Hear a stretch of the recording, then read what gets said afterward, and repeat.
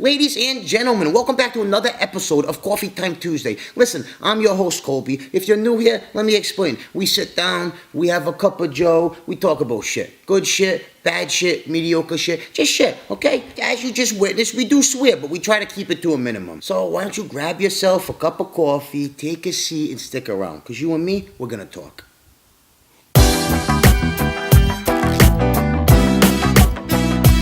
All right, I hope everybody had a fantastic week as usual. You always want to hope the best for people, okay? I had a great week, and I hope you did too. We're going to jump right into it, because you know what? We don't dip our toes into the water. We cannonball right into the pool. #1 dad award for a dad in Cambridge, Mass, actually. He paid his son's way onto the Harvard University fencing team. That's right. Sir, are you trying to secure your son's virginity? Because I can promise you that that's what you're doing. The dad's name is Jai Zach Zhao? I don't know. Jai Jack Zhao. I don't fucking know, and I'm definitely never going to be able to pronounce it the right way. Okay, whatever the case may be, it was a little scandal. Listen to how it went down. He bought the fencing coach's house from him, right? The fencing coach's house was appraised at $550,000. This guy paid him $980,000. Are you kidding me? Are you kidding me? And then he donates $1 million to the National Fencing Foundation. That's not a joke. The National Fencing Foundation. Listen, no offense to fencers or whatever the hell they call themselves, but I'd rather be part of the National AIDS Foundation. Okay? I've never been a big fencer. It's not my hobby. But you know what? Who am I to talk? Maybe this kid that was his dream. That was his passion.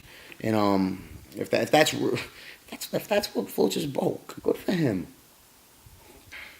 Oh my God, this next one we're going to have so much fun with. We are having a field day, Long Island, New York, all right? 25-year-old Lauren Miranda. She was a math teacher at some school in Long Island. If you want to know the details, look it up, all right? We're not getting exact here. We're just getting right to the point. She's trying to sue the school district for $3 million for gender discrimination. You want to know what happened? I'll let you know. So what happened was she took some pictures. The pictures got loose. The pictures, people saw the pictures, okay? Pictures of her tits leaked. First off, I don't know why you want to talk about discriminating. Where the hell's the pictures of your ass or the front? What, just tits? She's suing for gender discrimination. So you're telling me, Miss Miranda, if I was a teacher at your school and a picture of my dick started floating around the students' phones, what, you think they'd make me Employee of the Month? Get the hell out of here. I would have been fired so fast, and you'd have parents outside my house with fucking tiki torches because my dick's on their son's phone and their daughter's phone. But you,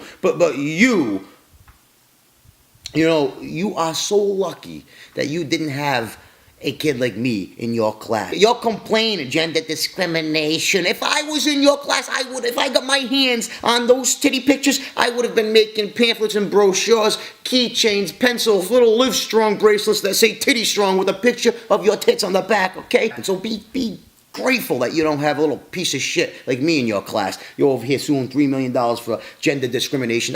There was no gender discrimination. It's not because you were a woman, okay? Yeah, I'm also kind of mad that those pictures haven't leaked to the public, I want to see it all. And then I don't think necessarily she should have been fired at all. It has nothing to do with her job, given, it would get a little distracting in class, because if I was sitting in class and knowing that she had pictures floating around out there, I wouldn't be able to pay attention, You're trying to show me algebra. I'm trying to figure out the dimension of your nipples. It's just it would never work out. So I understand why they let her go. Okay, now it makes sense. Hey, anybody ever see the show Doomsday Preppers? I watch it a lot. It's a good show. But sometimes it's just confusing. I was watching an episode the other day, all right? And this one guy, he lived in Missouri, all right? The middle of nowhere. And he's worried about the Madrid fault, all right? Big fault that's going to rupture, and there's going to be a massive earthquake that destroys a few states that nobody really gives a shit about. I have the solution. Why don't you move? Why don't you move? Nobody's forcing you to stay in Missouri. And I know what people are going to say. Maybe financially, he just wasn't all there. Yeah, no, I would totally agree. If this asshole didn't spend $65,000 on rice and corn for an apocalypse, that's never going to happen. You could have relocated anywhere you wanted, okay? People are going to say, oh, no, $65,000 is not enough to relocate. I moved out to LA with 10, all right? So shut up. I'm not saying I'm living the lavish lifestyle, but I'm living. Not eating out of dumpsters yet. That same episode, There's a guy in Texas showing his son how to execute gut and just slice open and clean up a goat. I have no problem with that. I'm no PETA activist, all right? I don't care. Slice and dice your goat, cook it up, just save me some if it's rare. That's all I ask from you. But, all right, this is a fire drill. This isn't the real apocalypse. You really have to go to that extreme? Can't you start off by buying some chickens and showing your kid how to crack a fucking egg? A little extreme. But like I said, no PETA activist here. Those fuckers ruined the circus. Remember that hat I used to wear? The fedora I'd wear before I went on my hiatus. I lost it. I was so mad. That was my favorite hat. I went out to do a open mic in Hollywood, like a big hot shot one night. And I had a few tequilas, right? A few tequilas. And I did my set. And then we went to go get a steak in Hollywood after. Yeah, that's right. We got a steak in Hollywood. And I had a few more tequilas, and then I lost my hat. Oh, this one. This bitch, okay? ISIS Bride. Please tell me you guys are up to date on this. We have this ISIS Bride, Hoda Mathana. Sounds like a fucking spell you'd say in Harry Potter. Hoda Mathana. She wants to come back to the USA. Now some of you are going to say, oh, what's the problem? Hoda Mathana, she used to live here in 2014, okay? In 2014, she was a college student in Alabama. She was 20 years old. She decides she's going to leave and go marry some dirtbag piece of shit overseas who's part of ISIS. So she leaves to marry an ISIS member, all right? So therefore, you're part of ISIS, okay, sweetheart? Don't play any games, okay? You leave to go marry. I don't know if she was dick hungry or brainwashed or what happened, but she did it, okay?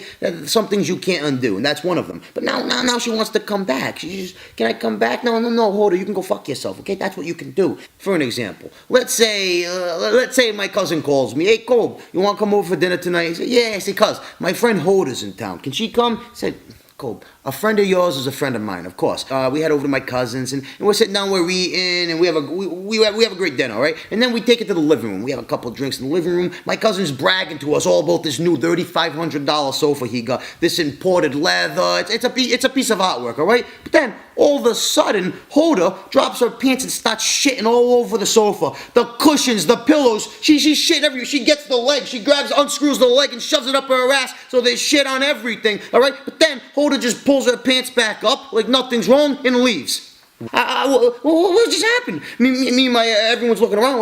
We're dumbfounded. Right? Did this lady really just shit all over this $3,500 sofa and leave without saying anything? And now I'm in a tough spot because Hoda was my friend, all right? And this is my cousin's expensive sofa that she shit on. So that all happens. My cousin's a good guy, so he forgives me, all right? A couple of weeks go by. I'm back at the cousin's house. We're having some more dinner. All of a sudden, oh, who is it? I say, cuz, sit down, I'll go get the door. I get the door, I open it, it's Hoda. It's Hoda Mathana. She says, hey, can I come back in for dinner? You bitch, you can't. 2 weeks ago, you're over here and you shit all over my cousin's $3,500 sofa. You shit all over imported leather, and now you come back 2 weeks later asking to come back? Get the fuck out of here. And that's just a story. That didn't really happen, but that's an example of how I feel about Hoda. Now I'm really fired up. Oh. I don't think we should let her back in the country.